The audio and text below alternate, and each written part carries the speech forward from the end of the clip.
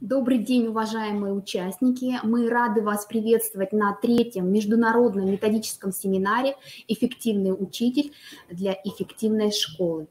Целью данного семинара является трансляция эффективных инновационных практик в области образования, а также обмен опытом по вопросам профессионального развития педагогов. Наш мастер-класс посвящен вопросам инклюзивного образования. Спикерами данного мастер-класса выступит Савенко Наталья Александровна, заведующий Центром сопровождения специального и инклюзивного образования Коми Республиканского института развития образования. И Цветкова Анна Валентиновна, учитель-логопед, заведующий отделом по работе с детьми с ограниченными возможностями здоровья, заместитель руководителя ТПМПК муниципального учреждения дополнительного образования, Центр психолого-педагогической, медицинской и социальной помощи города Сыктывкара, а также консультант Республиканского консультационного центра. Модератором данной площадки являюсь я, Твердова Марина Владимировна, главный специалист Центра сопровождения специального и инклюзивного образования Коми Республиканского института развития образования. Итак, предоставляем слово Савенко Наталье Александровне.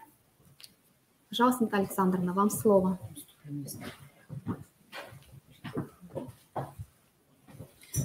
Добрый день, уважаемые коллеги. Очень приятно приветствовать вас на международном методическом семинаре, на нашем мастер-классе. Очень рада, что вы с нами, что вы к нам подключились. Действительно, что инклюзивное образование в настоящее время, оно очень актуально, оно сейчас развивается, является весьма необходимой частью образовательного процесса для любого ребенка, у которого есть статус УВЗ, либо ребенок является инвалидом. И, естественно, это право образования ребенка в любой той организации, которая доступна ему на данном этапе. Инклюзивное образование, безусловно, сейчас уже более развито, чем это было несколько лет назад. Более подробно, безусловно, мастер-класс по самому инклюзивному образованию некоторые вещи расскажет и покажет вам Анна Валентиновна, поэтому приглашаю Анну Валентиновну. Анна Валентиновна, вам слово. Также хочу напомнить, что у участников данной площадки есть возможность писать свои вопросы в чате, на которые спикер обязательно ответит по завершению своего выступления. Итак, Анна Валентиновна, вам слово. Добрый день, уважаемые коллеги.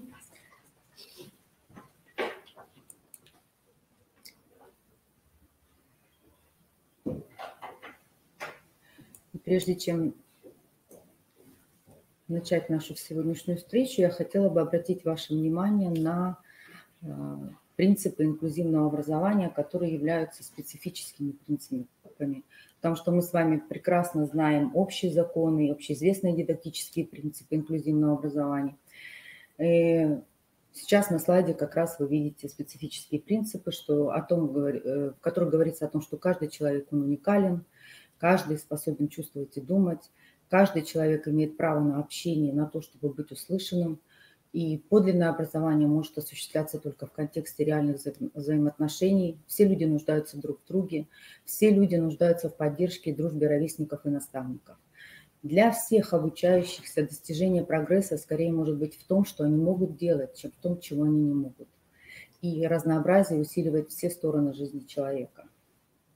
Категория учащихся с ограниченными возможностями здоровья неоднородна, и в нее входят дети с различными нарушениями. Это дети с нарушением слуха, зрения, речи, опорно-двигательного аппарата, дети с задержкой психического развития, интеллекта, с расстройствами аутистического спектра и множественными нарушениями в развитии. В зависимости от трудностей в обучении и от вида нарушения, то есть и степени его выраженности, учащиеся испытывают трудности в обучении и формировании коммуникаций. И Педагог, который работает в инклюзивном классе, может также испытывать сложности, которые заключаются в отсутствии достаточных знаний о психологических особенностях ребенка с ограниченными возможностями здоровья, его реальных возможностях и методических приемах реализации учебных программ. Существует более 100 образовательных технологий, которые могут быть использованы при обучении детей, и в том числе детей с ограниченными возможностями здоровья. Но сегодня в рамках нашей встречи, такой короткой, мне бы хотелось остановиться на технологиях компенсирующего обучения. В процессе, который вы сейчас видите как раз на слайде, это и тренинг вычислительных навыков, опора различного типа, разделение сложного задания на составляющие, упражнения на развитие памяти, предупреждение о возможных ошибках, алгоритмы решения задачи или выполнения задач. В процессе познавательной деятельности учебная информация, содержащая данные о признаках, свойствах, процессах изучаемого объекта, воспринимается учащимися с особыми образовательными потребностями с трудом. И вот как раз использование коррекционных методов компенсирующего обучения направлено на повышение уровня развития, концентрации, объема, переключения, устойчивости внимания, на развитие наглядно-образного, логического мышления. Синтез учебного материала и специальных коррекционных упражнений позволяет учащимся с ограниченными возможностями здоровья усваивать основные приемы учебной деятельности, вследствие чего происходит развитие личностно-мотивационной сферы. И вот методы компенсирующего обучения мы сейчас рассмотрим более подробно. Вот, например, тренинг вычислительных навыков, да?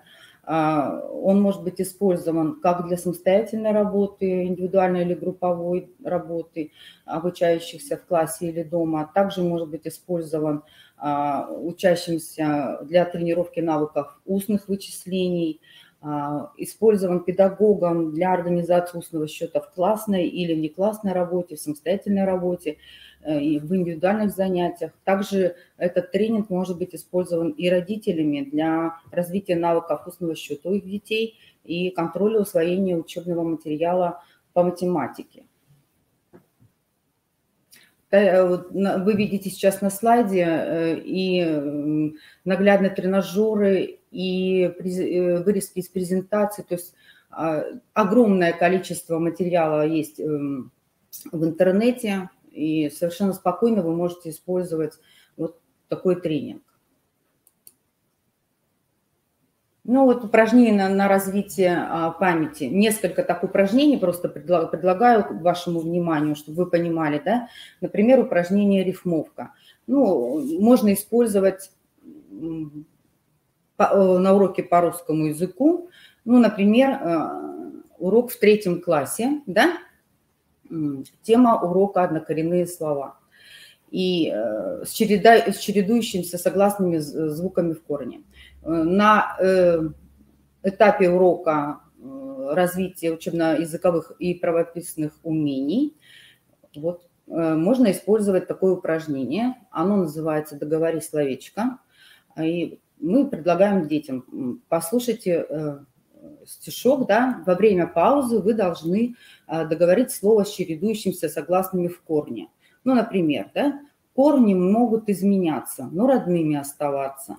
Бок, бочок. Друг, дружок. Ухо, ушко. Пух, пушок. Пущу, пускать, лечу, летать. Какими нам слова считать? Их будем однокоренными звать. Вот это наша рифмовка. Можно использовать диктант-игру, да? Она называется «Кто больше запомнит?». Здесь мы можем детям предложить предложение, которое читаем всего 1 раз, да, а во время паузы между предложениями мы просим учащихся записать то, что они запомнили. Здесь важно точное воспроизведение, а не количество записанных слов у детей. Следующее задание может быть использовано такое, как прием ассоциаций. Да? Вот вы видите на слайде, мы задаем вопрос детям, что здесь написано. Дети нам говорят, что написано слово чеснок, да, минус снок, плюс мода, плюс что у нас получится, да, и по ассоциации, и у нас получается слово чемодан, а по ассоциации со словом мода мы можем детям сказать, что посмотрите, пожалуйста, как легче запомнить букву, орфограмму О в слове чемодан. И у нас есть такое слово, как мода, по ассоциации, пожалуйста, мы можем так работать с нашими детьми. То же самое со словом дельфин, и здесь у нас будет по ассоциации слово, мы говорим детям, как можно запомнить орфограмму Е, да, по слову ель. Следующее, мы можем использовать такое упражнение, как орфограммы в загадках, да. Такой прием, он вообще помогает учителю разнообразить работу на уроках, и в зависимости от тематики загадки будут содержать широкий круг сведений об окружающем мире. Использование загадок вообще дает возможность сконцентрироваться и запомнить наиболее трудную орфограмму детям. И отгадать загадку значит найти решение задачи, то есть совершить сложную мыслительную операцию. Ну, например, на слайде сейчас вы видите загадки, которые можно использовать при изучении темы сочетания жиши. Пожалуйста, да?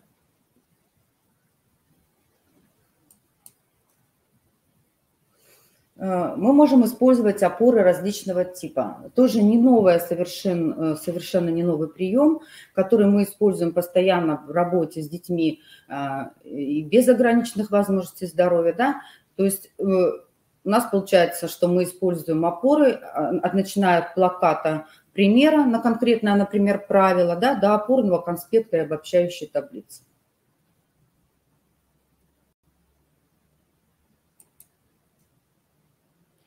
Опора на наглядно-образную педагогику, восхождение от конкретного к абстрактному. Ну, здесь, конечно, у нас вот картинка. Я, конечно, предлагаю перейти к тому, чтобы детям все-таки выдавать листья, например, да, деревьев и кустарников. Дети их щупают, трогают, раскладывают, разглядывают, узнают название от каждого, да, листочка там, например.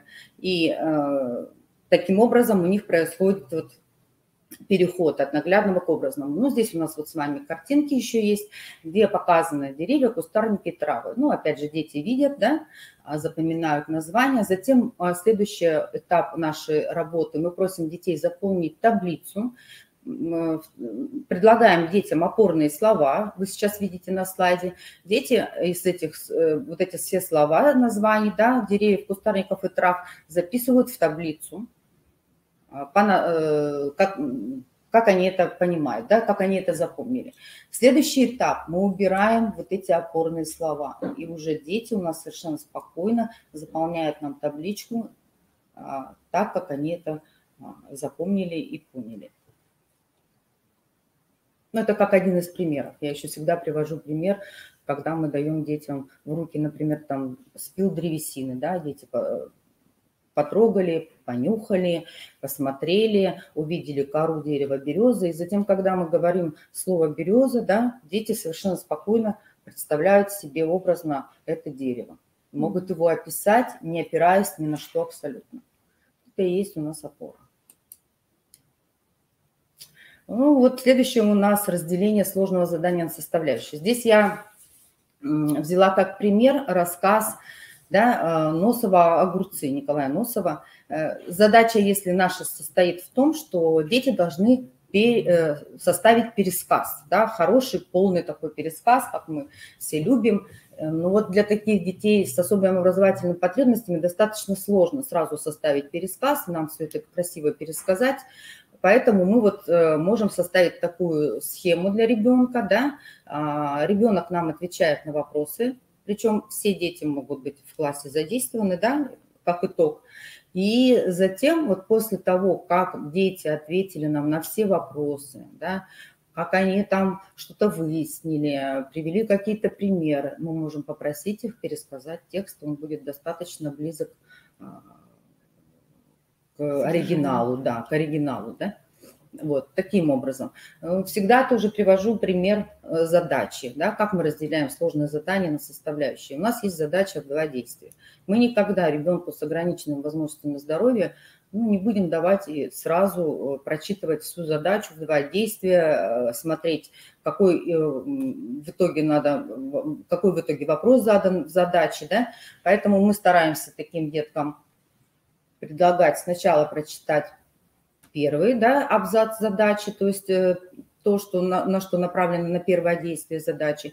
Ребенок у нас зачитывает первый абзац задачи, затем он нам отвечает на вопрос, да, там, например, я не знаю, Маша и Миша собирали яблоки в саду, да, Миша собрал 5 яблок, а Маша собрала 3 яблока. Сколько всего яблок собрали? Вот ребенок в одно действие решает задачу.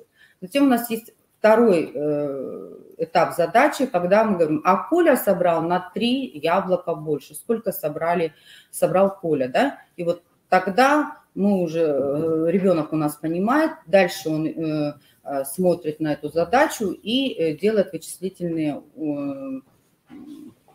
как это слово забыла? Действия. Вычислительные действия, да, для второго действия. Вот таким образом мы с вами разделяем сложное задание на составляющие.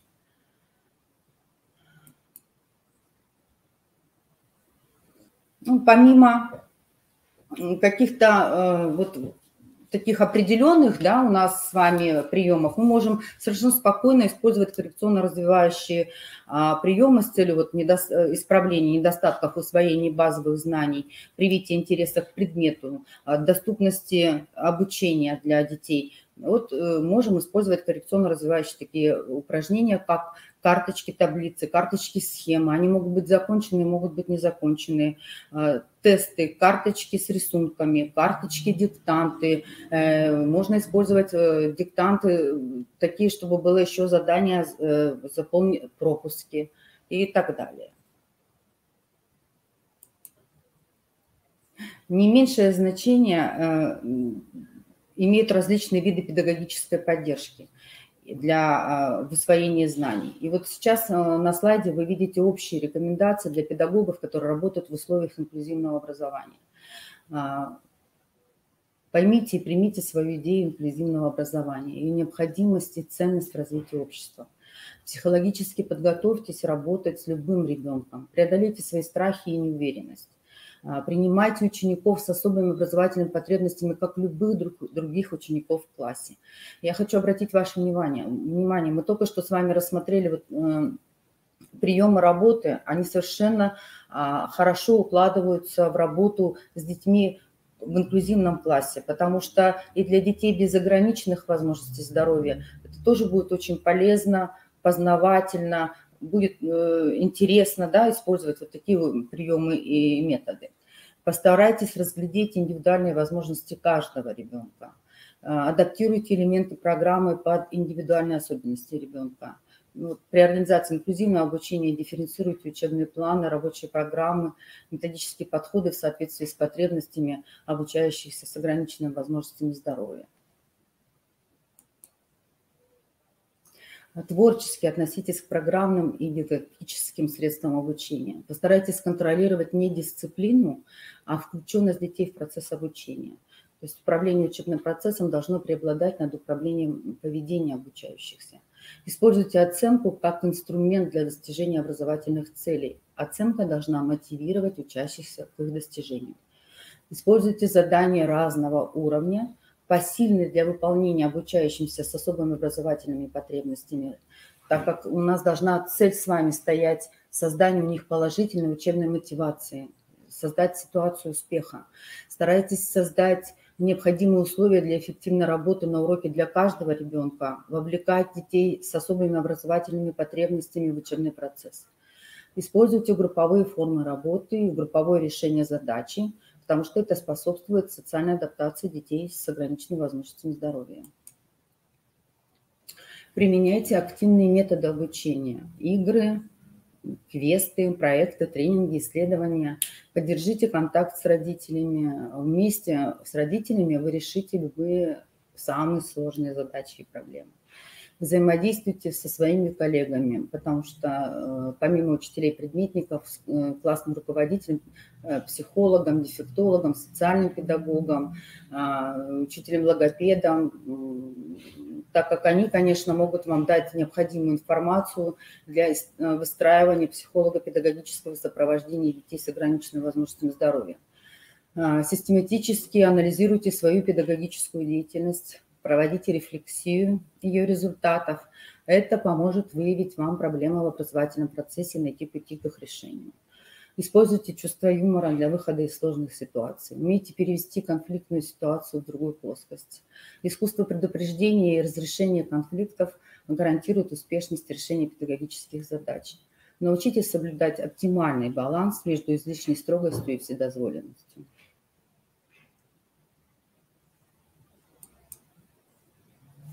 Ну и в заключение я хотела бы вам предложить федеральный ресурсный центр для детей, тут не для детей, а федеральный ресурсный центр ОВЗ. Есть здесь как раз ссылочка на этот сайт. Там вы, ну, я думаю, что найдете ответы почти на все свои вопросы. Помимо этого вы можете задать свой любой вопрос, и вам обязательно ответят. Я желаю вам всего доброго, главное здоровья. До свидания. Работа нашей площадки подходит к завершению. Спасибо большое, Анна Валентиновна, за столь интересную информацию. Спасибо вам, уважаемые участники. Надеемся, полученные знания вам пригодятся в вашей профессиональной деятельности. Всего вам доброго, до свидания.